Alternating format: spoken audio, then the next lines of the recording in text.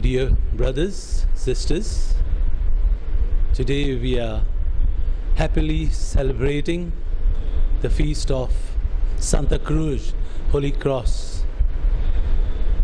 The cross reminds us the love that God has for us, the love with which Jesus offered himself on this cross.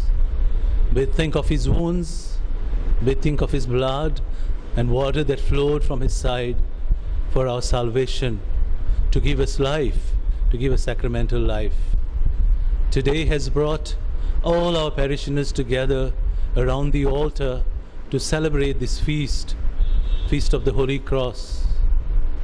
We had a few masses. People came, took Jesus in their hearts, and with joy they are now going home. We are very blessed to have this name of Santacruz, not only for the parish, for the church, but even for this whole town.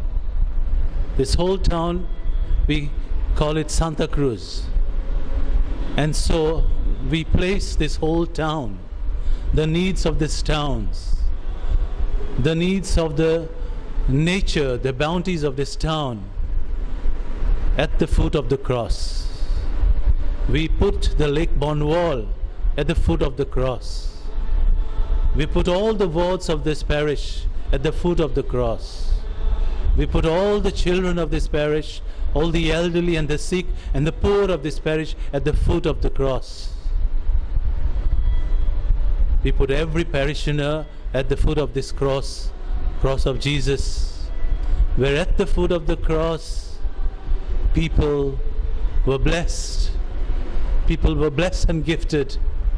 Jesus from the cross gave Mary to be our mother. So today, as we remember the cross, I also seek her intercession to give us all the graces that her Son wants to give us. I wish everyone a very happy feast of the Holy Cross. May Son Jesus overcame Satan by himself offering his life on the cross.